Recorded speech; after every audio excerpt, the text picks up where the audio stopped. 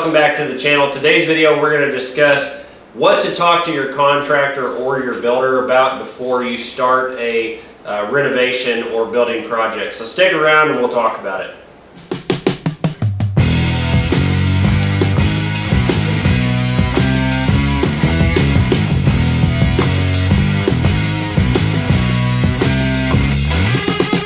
So welcome back everybody. For those of you who are new to the channel, my name's Travis.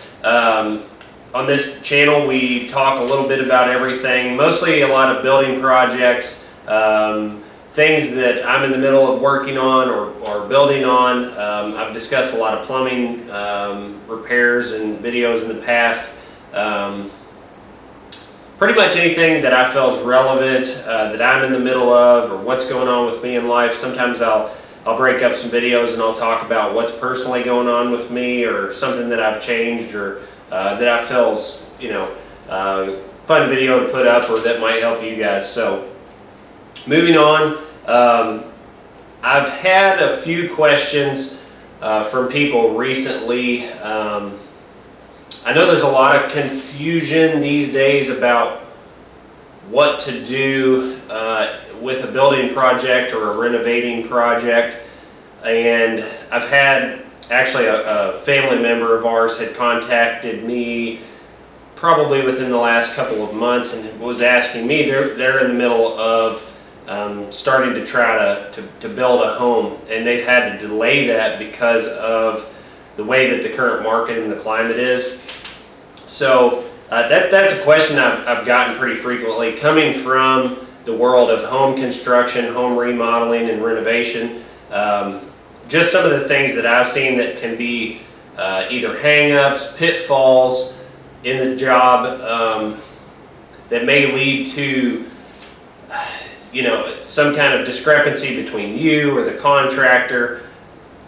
Just anything that can lead to problems or dissatisfaction on the homeowner's end, that I think this short video could possibly help clear up some of those things and just give you some more food for thought before you start a renovation or a building project. So this obviously isn't a list of every single thing that you could probably come across, but it's going to help get you started. And this is kind of the video idea came to me because I was thinking about the discussion that I had with my wife's cousin about their building project specifically, but also it's something that I've thought about doing more regularly, and I have connections to a lot of other fields of, I guess, repair work, service work, hands-on, and I thought it would be kind of neat to maybe discuss with them something along the lines of this video.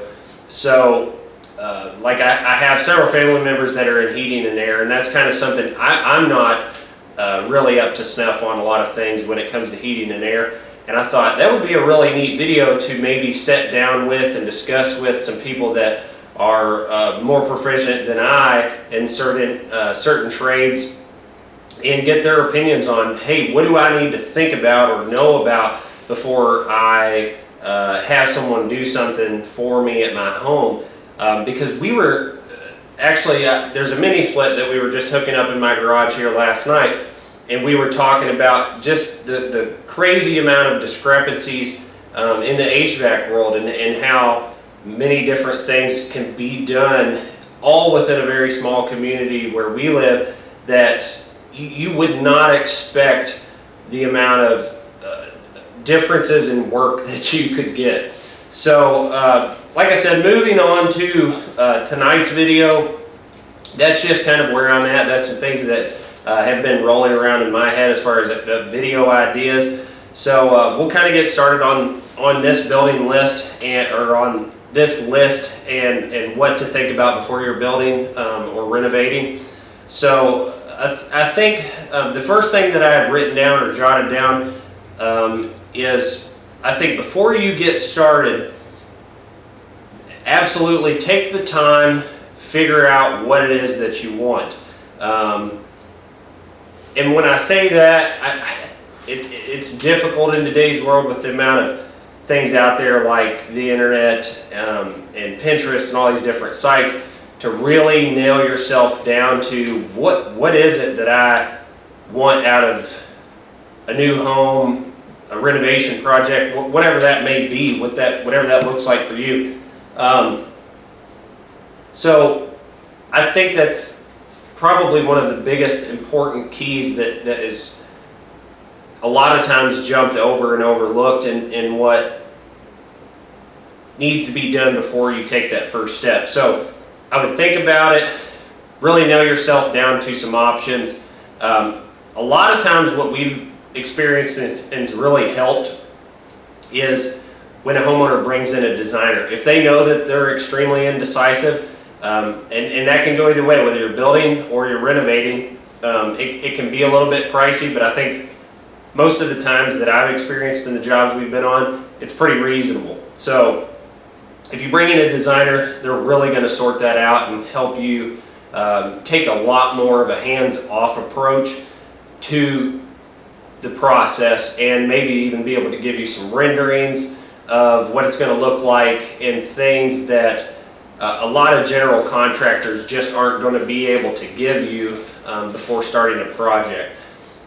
So sidebar, that's something that comes up a lot too, and I think can be a discrepancy during a renovation project or a building project, is if there's not a rendering, if there's not a clear goal in mind, and the homeowner is talking with the contractor and seeing one thing in their head and the contractor seeing one thing in their head, and as those 2 points start to intersect, the two pictures in people's minds might be completely opposite of one another, and without having it, maybe a rendering or some idea so that there's a picture to go off of that both parties can agree to, it can just alleviate a lot of headaches. So and that's actually the next point that I'd had on here, which is to depending on the size of the project, or I mean obviously if you're building, this is going to be a must, but have an architect or someone draw up what it is that you want, and maybe it's even you yourself. If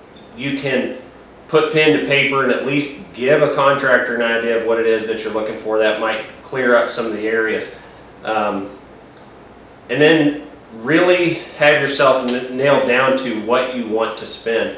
I have a video that I've talked about coming up recently, which I'm going to talk about what I've spent on the garage that I'm setting in, which is at the house that we just currently had finished renovating, and it's all over the board in today's world. I mean, the amount in which you can spend is astronomical. My wife's cousin that had called me had said he was really just trying to nail me down to, I guess, basically what he could have in mind as an idea of what to spend, because the numbers were so all over the board. He had everything in a 2,000 square foot ranch. He had everything in price wise from $400,000 to $600,000, and I mean I don't know. There's just hard. It's hard to make sense of where some of the pricing is today, and he really thought that some of the individuals could have even been taking advantage of him. So I think that's a really good thing to have is a budget, is a goal in mind, and then talk to some other people in the industry and find out what is this price even realistic. What am I potentially looking at here, because materials are all over the place.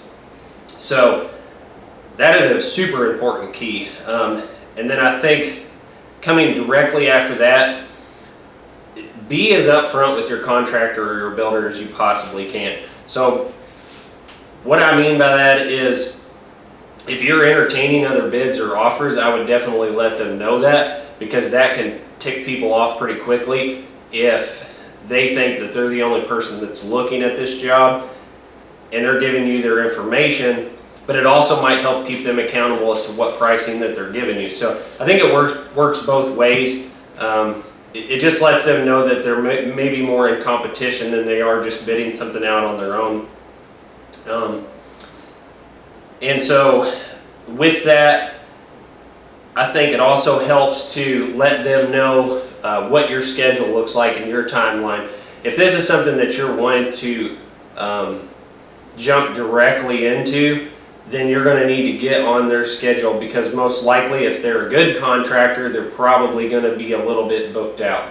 And it's also going to let them know to go ahead and try to lock you down for some sort of pricing, which we used to deal with in my old job pretty frequently, which was you would get someone who had us look at a job, then they would basically ghost us for a month, 6 months, a year, call back and say, hey, I'm ready to start that project. In today's time and market, the amount of cost on different building materials, different things, can be so drastically different in a year's time that it might be less, but most times it's going to be, right now it's going to be more, and potentially the lead times are going to be extremely far out. So that's what we're running into. Actually, there's a project I'm in the middle of right now that we ordered window and door package for, and the lowest amount of time that we could get was 16 weeks out. So just to give you some idea, that schedule makes a huge difference, and it's also going to help you facilitate your project in the best means that you can, and to stay on a timeline, so that way you can have materials either pre-ordered or ready to go, and have those funds allocated or expected to be spent anyway. So I think after that, let's see, you might want to discuss with that contractor or that builder how they go about getting paid. And it's very common in the industry for a contractor to pull draws as they get through the job. So if they are hitting their completion dates and everything's online with you, they're going to expect payout at those draw points as pre-discussed in whatever contract it is that you entered into. So if they're a reputable contractor or builder, they're going to have some sort of a contract that you entered into as you started into the process. And if that's something that individual is not accustomed to, I would definitely find out first and ask them, are you going to front the materials? Are we going to front the cost of the materials? And then when, how are you getting paid? Is this once the job's done? Is this once we hit certain completion percentages and things like that? So just some other things to keep in mind. And then those are all, and I don't have a ton of experience as far as running a business from general contractor's perspective, but I've been around enough to know most of what you're going to wind up running into and what you're going to wind up dealing with a general contractor. I mean, that's basically what I've done for the better part of the last decade. So those are just a lot of the things that's going to help facilitate that process as smooth as possible. But moving directly from the relations side and into the building side, which me being the hands-on person, the person actually doing the work, I think what I'm about to talk about is just as crucial, if not more crucial, because it's what you're going to wind up with in the end.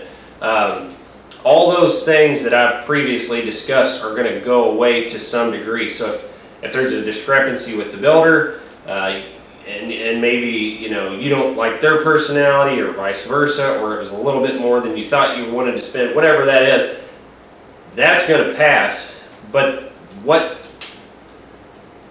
the project's all said and done, the product of what you've got is what you're going to be stuck with in the end. So that's why I think having an understanding of common building practices and materials is extremely important. I really can't overstate that.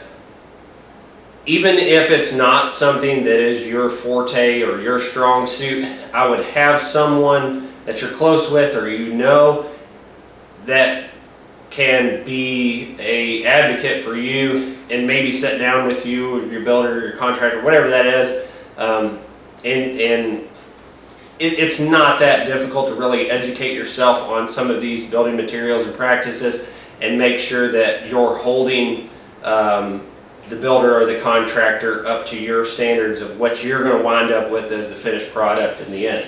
So that's what sorry if I keep kind of pausing, by the way, my back's a little bit tight tonight, so every time I move it's kind of getting caught, but that's what I had talked to my wife's cousin about when he had called me.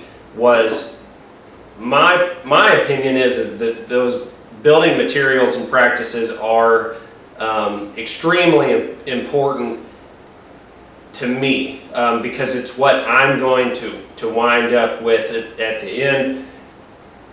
And so I told him, really think about some of those things, brush up on them, whatever that looks like, and understand what you're going to wind up with in the end. So kind of some of the major areas, and like I said, this isn't a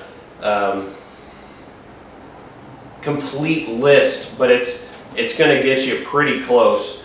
And the things that I'm mostly going to outline are things that are going to be virtually impossible to change once you're done with that project or that new home or that build. So it's really important to understand it, especially if you're going to be sitting down with an architect or a designer or whatever that is, so that you can understand the lingo and what you're going to ultimately wind up with. So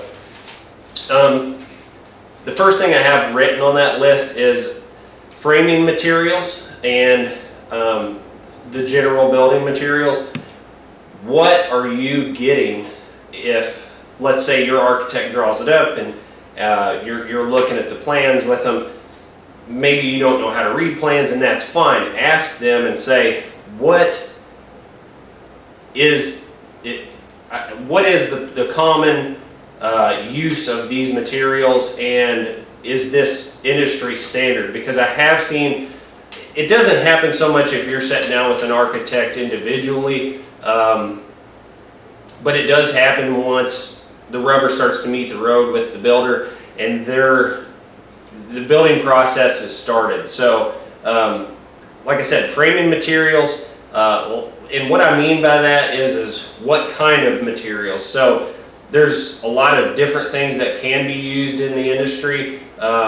You're starting to see what's called a lot of engineered lumber. So they're using a scrap type of material to build sheets of other material, like most commonly OSB, which means oriented strand board, and it is going to be used in members like joists, a lot of your plywood and your sheeting, your decking, all that stuff that's going to be on the house is going to be OSB.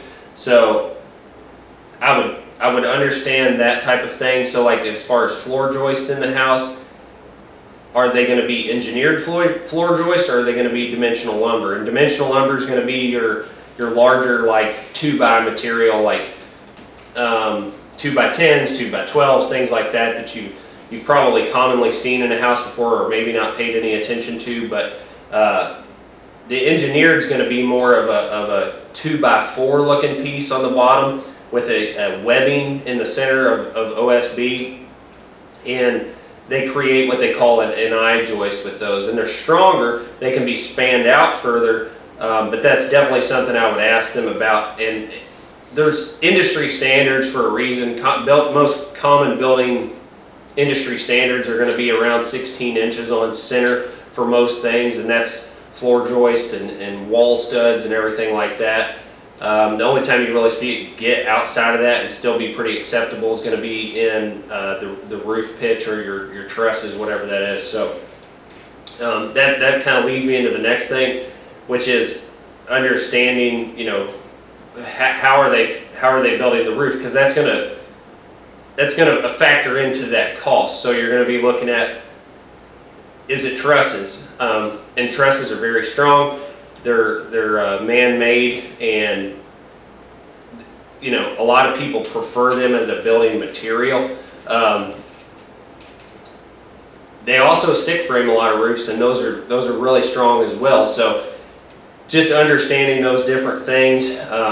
Sheeting on the outside of the house, is it, you know, most people don't use a ply or something like that. It's still going to be an OSB. Same thing on the decking in the house. Sometimes you'll see ply, which is just more veneered whole pieces of wood that are laminated together instead of the oriented strand board. So there's that. I'm trying to think, there was one other thing. And so the other thing that I was going to say is center spacings. I kind of talked about that a minute ago, which is centers, and that means how are they framing, like the specifically as far as the walls and the floors in your house. So like I said, common building practices are going to be 16 inches. What they mean, 16 inches on center. So if you pulled a tape measure, 16 inches is going to land in the center of every stud in each wall. There's been some builders that I've heard of in our area specifically that I believe our local building code says you can go as much as 24-inch centers on wall framing on interior walls. So they'll kind of cheap out on you on things like that. Same thing kind of goes for on the floors. Those I-joists I was explaining, or dimensional lumber beams basically that help hold the floor up and support the house. Typical building practices are going to be, depending on the span and the run of how far they're going, they're going to be 16 inches on center. Like I said, engineered lumber sometimes can be spaced out further than that. But I've also heard from people that have done that in the building process, and they wind up with more give and a spongy feeling in the middle of the floor, depending on how big the room is. So that's something I would think about if you're cutting just, you know, mild amounts of cost down. That's, to me, not something that's worth issues down the road. And that's why I said some of what we're discussing to me is just as important, if not more important, because it's going to be the end product that you're going to wind up with. Next, moving on from there, a major pet peeve of mine is plumbing. And you see a lot of plumbing done wrong in houses, and I've had to do a lot of repair plumbing in a lot of our renovation projects that we've done. So I would just ask whoever it is, whatever, and most likely it's going to be subbed out, so whoever your contractor is going to be using a licensed plumber, but I have seen them try to cut costs and corners on the materials, whatever's cheapest at the time. So I would have a good understanding of what are they going to be using in your home. So if you have time to research it and understand the different plumbing materials, I think it's extremely important. PEX has came a long way. It's a plastic tubing. You've probably seen it before. Most of the time it's blue and red to designate hot and cold, but it's been around long enough now that I believe it's probably the superior product on the market.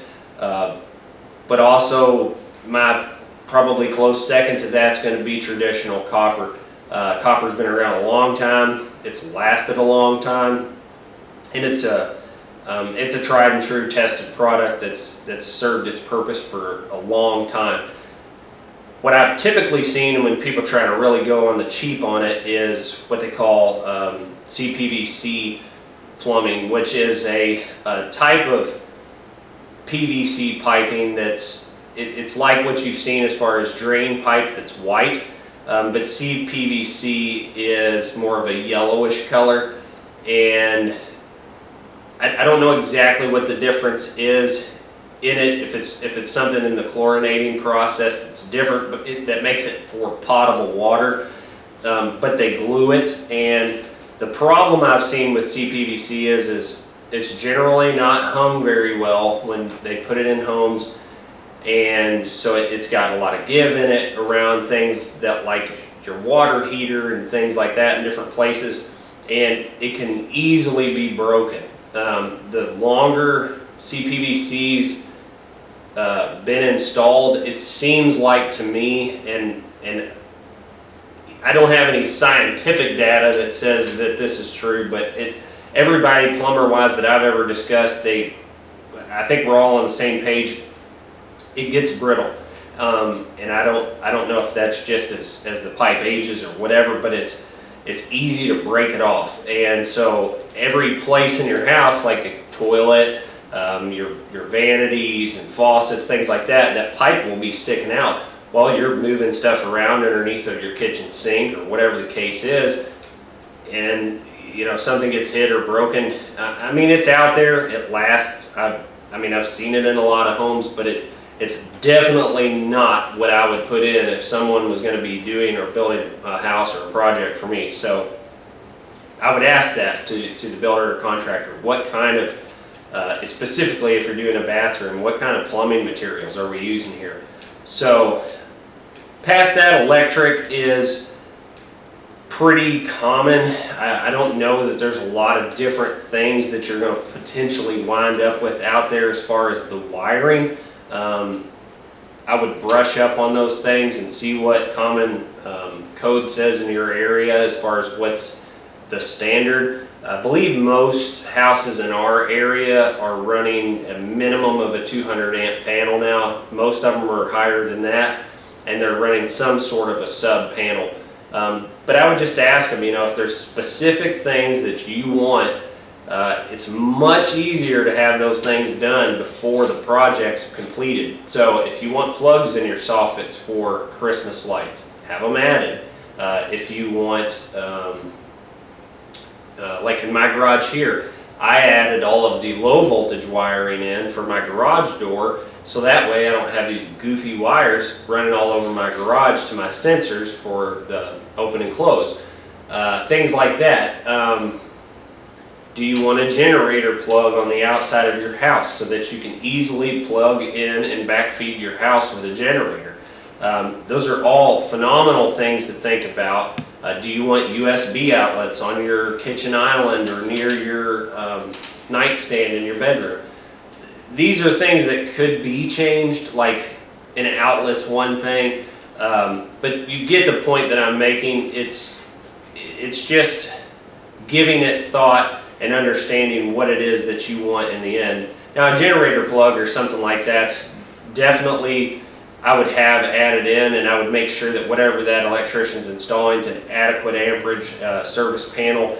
Are the materials up to snuff with you know, what's considered acceptable in your area or a good product for the long term? Because major things like the framing materials, the plumbing, and the electric, once those things are in and that house is done, there's virtually no way to change those things out completely without gutting a house. And I think they're extremely important, and it's what's going to be the end product that you're going to deal with once that renovation project or building project is done. A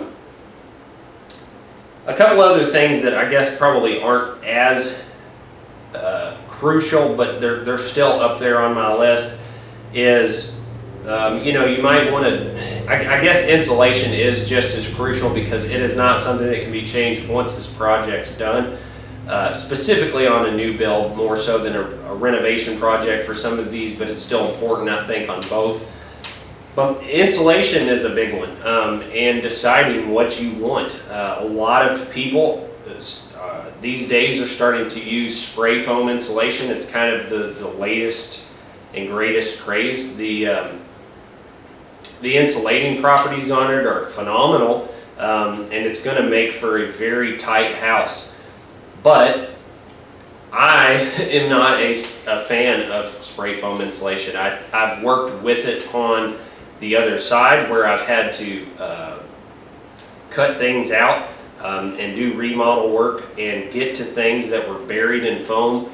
And it's not something that I'm a big fan of, but I look at things from the repair side of it, not from, I guess the side of how efficient it's going to be, which it has to play a factor, I guess. But for me, if it's going to create an issue later, that I don't want to have to deal with it. And what I mean by, I guess, an issue is, like, I've been in houses that the entire attic and the entire crawl space or the entire exterior walls are all spray foamed. And especially in an attic, I have a couple of concerns as to it being such a craze these days. Is if you wind up with a very small roof leak, how do you locate it? And how are you going to find it? And how much of the roof or the sheeting is going to get rotted out before you find it? And that it makes maybe a spot in the ceiling in your house, or something more major happens before you address and find out that there's an issue, that the roof has been leaking, because the foam's going to trap it inside of it. That's one of my concerns with spray foam in crawl spaces. It's also a lot of times you'll see them spray the outer band of it, or other outer band of the house with it, and it fills in all the holes and the cavities, and it's very well insulating. But again, let's say you get termites into the crawl space and they're operating in behind the foam. You can't have a pest control company come in and find them, because they can't see it. I've also seen in crawl spaces where there's spray foam, and actually we just got done repairing one that we repaired 30 feet of the band of the house because it had started to rot out from concrete on the outside, but because the joist was spray foamed on the inside, you couldn't see that it was rotting the outside support of the house away. So I don't care for it for certain reasons. Also, in a lot of new homes, you'll see that the HVAC system has to have a fresh air system brought in, because they are so tightly insulated that the house can't breathe. So I just think it kind of negates itself in a lot of areas, and I'm not a huge fan of it. So I'll get off the insulation train. That's just something that you may give yourself some room to think about and understand. These other things, like I said, could potentially be changed later, but I think they're still good food for thought. If you're in the middle of a building project, maybe you're just going to have these things done as a project. But like your roof, I see a lot of new houses that have a simple 3-tab shingle roof on them, and that is the cheapest roof that roofer can throw on. They don't last very well. So ask your builder, ask your roofer, what kind of roof are we putting back on here? I'm paying for this. Roofs have started to get quite expensive. I think your common house roof's going to run you anywhere from $6 to $10 grand. So I would ask, what are we putting back on it? Is it a good product that's out there? Is it GAF? Is it Owens Corning? What are we using? So the last thing that I had written down was your bathrooms. Specifically, if you're renovating a bathroom or you're doing a new build, and this might factor in depending on how many bathrooms you have, I guess. But I would definitely ask the builder or the contractor, what kind of materials are we using, and what is your end goal for that bathroom? So, if that's tile, are we putting down backer, cement backer? Because I can't tell you how many horror stories and different materials we've seen installed in bathrooms where the tile's laid straight to wood, or it's just a number of crazy different things that we've seen. And without the right processes, it, without a shadow of a doubt, will fail. Specifically, if there's tile within the shower stall, and it's not installed properly, it will fail, and it will cost you a lot of money. And same thing is kind of what I was talking about with the spray foam. It traps that moisture in behind it, and by the time you're seeing it somewhere else, it's probably too late. You've got mold growth, you've got a rotted out floor, you might have joist damage, you might have wall damage. It goes on and on and on. But I would just ask, what type of waterproofing system are we doing here? because those types of things are important. So do a little bit of homework on it. Understand what it is that I think that plays back into the beginning, which is understanding what you're wanting to do and what your expectations are out of that space. So this is my kind of crash course list, I guess, if you will. Hopefully everything was, kind of on pace and my points came across, but these are definitely, if I was to sit down with someone and I try to think about it from not being in my position or perspective, what would I want to know before I did a renovation, a building project? So, I tried to put this together so that it was as beneficial as possible to somebody, especially in today's climate of inflation and all the things that's going on. Just to make yourself as aware as possible before you enter into a contract or a new build, whatever that is. So that pretty much will wrap up this video for me. Hopefully you liked this video. I try to be as helpful to you guys as I possibly can. I'd love to hear from you down below. Could be positive, could be negative, whatever you feel like, leaving. And by negative, I mean, negative experience on a building experience that you've had. Or just, if there was something that I missed, feel free to tell me what I missed. So, like I said, we appreciate it. If you like this video, do us a big favor and hit the thumbs up button. That type of stuff really helps the channel out. And we look forward to seeing you on the next video. Take care and have a good day.